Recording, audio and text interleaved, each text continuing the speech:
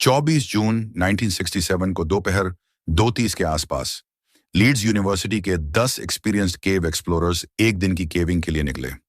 उनका डेस्टिनेशन था मॉसडेल गुफा, जो कि इंग्लैंड के यॉर्कशायर डेल्स में स्थित एक अंडरग्राउंड कॉम्प्लेक्स लाइमस्टोन केव सिस्टम है। उन्होंने अपने वाहनों को कॉनी स्टोन पर छोड़ा और खुले मैदानों पर ट्रैक किया, घुमावदार पहाड़ियों और पुरानी पत्थर की दीवारों के लैंडस्केप का आनंद लेते हुए। मौसम पूरे महीने गर्म और ड्राई था, जिससे यात्रा आसान हो गई और वे जल्द ही एक बड़े चूना पत्थर के आउटक्रॉप पर पहुंच गए। उन्होंने इस घुमावदार रास्ते से पार किया जब तक कि उन्हें इसमें मिलती हुई धारा नहीं मिली। यही धारा, जिसे मॉस एल्बेक कहा जाता है, ने उस केव सिस्टम को बनाया जिसे वे खोज रहे थे। ये धारा लाइमस्टोन के निर्माण में छोटे छोटे गैप्स और होल्स से होकर गुजरती थी, जो कांस्टेंट इरोजन से बने थे। ग्रुप का नेतृत्व डेविड एडमसन कर रहे थे और वे इनमें से एक ओपनिंग पैसेज की ओर बढ़े, जो केव के मेन एंट्रेंस के रूप में जाना जाता था। दसों लोग गियर पहनकर जल्दी से अंधेरी गुफा में उतर गए अपनी खोज शुरू करने के लिए। इनमें से 6 लोगों के लिए यह आखिरी बार था जब उन्होंने दिन की रोशनी देखी थी। मॉसडेल गुफाएं हमेशा से बेहद खतरनाक केव्स की सीरीज के रूप में जानी जाती रही हैं। इसकी टनल्स नैरो थीं और कई स्ट्रेचेस में आपको रॉकी सरफेस के बिल्कुल फ्लैट होकर केवल अपनी हाथ और पैर की उंगलियों का यूज करके धीरे धीरे पैसेज को पार करना पड़ता था। इसके अलावा मॉस एल्बेक केव के एंट्रेंस के पास और यॉर्कशायर हिल्स के वाटर कैचमेंट एरिया में होने के कारण यह बाढ़ के लिए बहुत ही सेंसिटिव थी। लेकिन डन केवर्स इस बात से चिंतित नहीं थे, क्योंकि वे गुफा में और गहराई तक जा रहे थे। मौसम अच्छा था और पिछले दिनों में बारिश नहीं हुई थी। वे गुफाओं में एक उचित गति से आगे बढ़े, कुछ छोटे पानी और कीचड़ के पोखरों के माध्यम से रेंगते हुए। उन्होंने चट्टान की टाइट ओपनिंग से होकर मुड़ते और घूमते हुए एक तकनीकी रूप से चुनौतीपूर्ण गुफा का सामना करने का आनंद लिया। कुछ घंटों बाद ग्रुप गुफाओं के एक एरिया में पहुंचा जिसे रफ पैसेज कहा जाता है, और यहीं पर ग्रुप के 4 सदस्यों ने फैसला किया कि उनके लिए यह पर्याप्त है और वे सतह पर वापस चले गए। शेष 6 सभी पुरुष थे और वे थोड़ी और खोज करना चाहते थे। इसलिए उन्होंने अपने सामने बड़े पत्थर के नीचे से क्रॉल करते हुए नी रेकर जंक्शन नामक एरिया में एंटर किया। जैसा कि नाम से ही पता चलता है, यह एरिया बहुत ही रगड़ था, जिसमें सभी दिशाओं में चट्टान के टुकड़े निकल रहे थे और आपको यहां से गुजरने के लिए अपने हाथों और घुटनों पर क्रॉल करना पड़ता था। जब 6 लोग धीरे धीरे चूना पत्थर के कठिन हिस्से से गुजर रहे थे, तो अचानक ग्रुप के बाकी 4 सदस्य लगभग शाम 5 बजे गुफा के एंट्रेंस से निकले और पास के शूटिंग कोर्ट की ओर बढ़े, जिसे उन्होंने अपने वेटिंग स्पॉट के रूप में डेजिग्नेट किया था। वहां पहुंचने में उन्हें लगभग 30 मिनट लगे, लेकिन दिन की एक्टिविटी से उनके हाथ और पैर दर्द कर रहे थे, इसलिए यह समय उन्हें और भी लंबा लगा। वे सभी गंदे और गीले गुफा गेट से बाहर निकलने और छोटे झोपड़ी में आराम करने के लिए राहत महसूस कर रहे थे। जैसे ही वे बैठकर आराम कर रहे थे, आकाश में अंधेरा होने लगा और छोटे छोटे पानी की बूंदें गिरने लगी। ग्रुप के 3 मेंबर्स थके हुए महसूस कर रहे थे और एक ड्राफ्टी और लीक होती झोपड़ी में बैठना नहीं चाहते थे, इसलिए उन्होंने वाहनों की ओर लौटने का फैसला किया। लेकिन मोराग फोर्ब्स, जो डेविड एडमसन की मंगेतर थीं, ने कहा कि वह वहीं रहेंगी और बाकी लोगों का इंतजार करेंगी। अपने दोस्तों को अलविदा कहने के बाद फोर्ब्स ने वापस गुफा के एंट्रेंस की ओर 30 मिनट की पैदल यात्रा की और कोई असामान्यता नहीं देखी। हल्की बारिश कोई समस्या पैदा नहीं कर रही थी, लेकिन जब उन्होंने अपने मंगेतर या बाकी लोगों को नहीं देखा, तो वे वापस झोपड़ी की ओर चल पड़ी।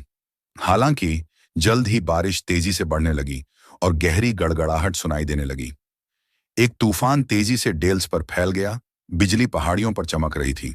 जब रात के 9 बजे तक बाकी लोग अभी तक बाहर नहीं आए, तो फोर्ब्स चिंतित हो गईं और एक बार फिर मॉस डेल्स कार की ओर लौट गईं। गुफा के ओपनिंग पर पहुंचने पर वे भयभीत हो गईं जब उन्होंने देखा कि धारा उफान पर थी। भारी बारिश को कहीं न कहीं नीचे जाना था और वह जगह मॉस डेल गुफाएं थीं। पानी चूना पत्थर में बने होल्स में तेजी से बह रहा था और फोर्ब्स को यह डर सताने लगा कि वहां की नैरो टनल्स के कारण पूरे सिस्टम को पूरी तरह से बाढ़ में बदलने में ज्यादा समय नहीं लगेगा, खासकर जब बारिश लगातार हो रही थी। उन्होंने तुरंत वापस मुड़कर अलार्म बजाने के लिए 2.5 मील तक दौड़ लगाई।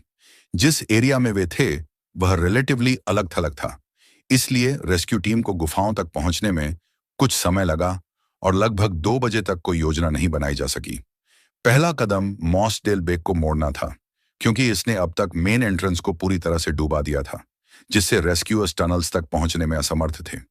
इसमें काफी मात्रा में मैन पावर की रिक्वायरमेंट थी, लेकिन जब गुफाओं में ट्रैप्ड कैवर्स के बारे में खबर फैली, तो लोग मदद के लिए मौके पर आने लगे, जिसमें लीड्स के कई लोग भी शामिल थे, जहां से ग्रुप ट्रिप पर आया था। जैसे ही सूरज उगा, उसने लोगों की भारी भीड़ को प्रकट किया, जो मिलकर एक बड़ी खाई खोदने के लिए काम कर रहे थे।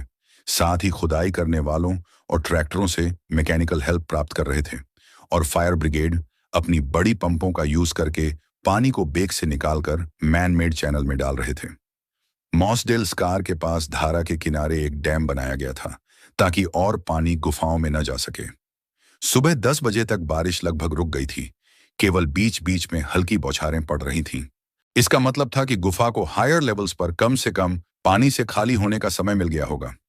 वॉलंटियर्स लगातार डैम को स्टेबल रखने पर काम कर रहे थे, इस डर से कि यह ढह जाएगा और गुफाओं में पानी का सैलाब भेज देगा, जिससे रात भर किए गए सभी काम बर्बाद हो जाएंगे।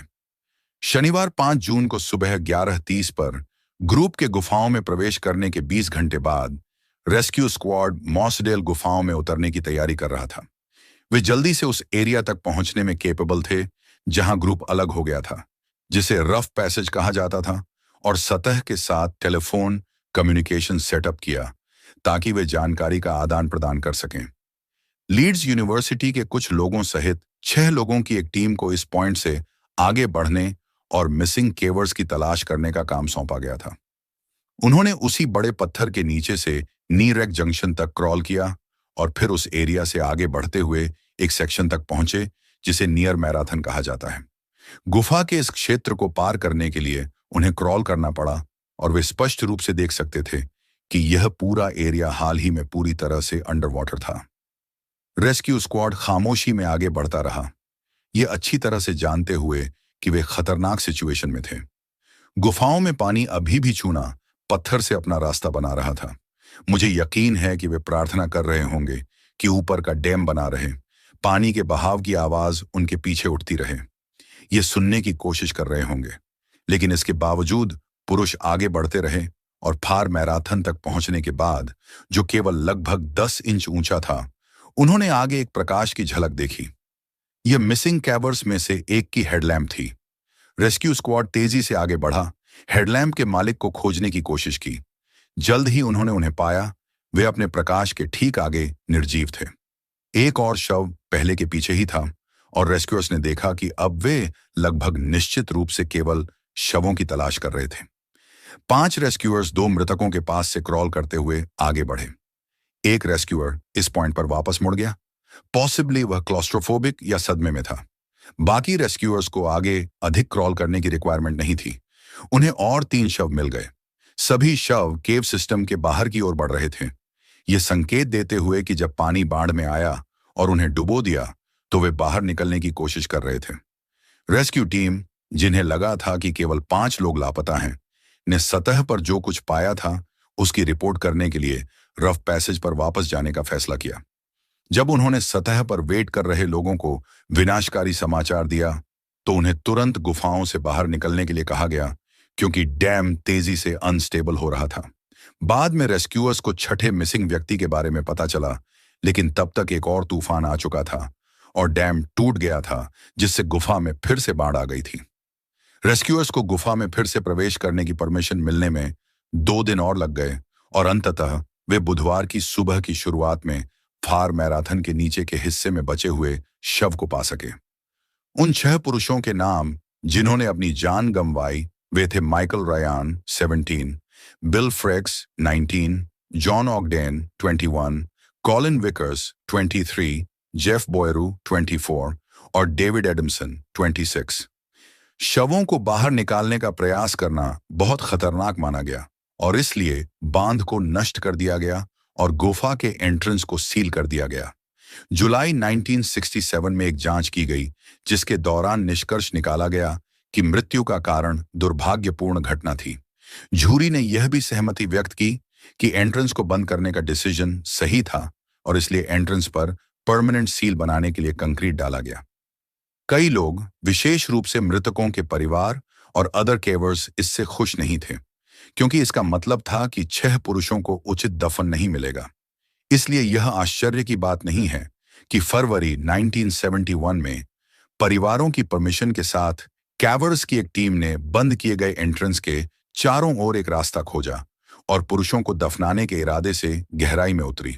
यह क्लियर नहीं है कि क्या सभी शवों को हिलाया जा सका, लेकिन कम से कम कुछ को ऊंचाई वाले कीचड़ केवर्न में स्थानांतरित कर दिया गया, जो ऊंचे स्थान पर हैं और इसलिए बाढ़ वहां नहीं आती। टीम ने सावधानीपूर्वक अवशेषों को कीचड़ केवर्न के एक क्षेत्र में दफनाया, जिसे सैंक्चुअरी का नाम दिया गया, और यह पुरुषों की अंतिम विश्राम स्थल के रूप में कार्य करता है। गुफाओं के सील किए गए एंट्रेंस के बाहर एक पट्टिका लगाई गई है, जिसमें उन लोगों के नाम हैं जिन्होंने अपनी जान गंवाई। एक पट्टिका के साथ गुफा के ऊपर एक मेमोरियल भी बनाया गया है, जिसमें लिखा है मॉस डेल मेमोरियल, जो उस स्थान को मार्क करता है जहां गुफा में शव मिले थे। हालांकि मॉस डेल गुफाओं में प्रवेश सख्ती से मना है, फिर भी कुछ लोग ऐसे हैं जो इन गुफाओं का एक्सप्लोरेशन करना चाहते हैं। मुझे यकीन है कि जो कोई भी वहां नीचे जाने का साहस करता है, वह यह जानकर ही जाता है कि वह शायद वापस ना आ सके। यदि आपको यह वीडियो पसंद आया हो तो कृपया चैनल को सब्सक्राइब करें और नीचे कमेंट में अपने सजेशन शेयर करें कि भविष्य में आप कौन कौन से वीडियो देखना चाहेंगे। देखने के लिए धन्यवाद और आशा है कि अगली बार फिर मिलेंगे।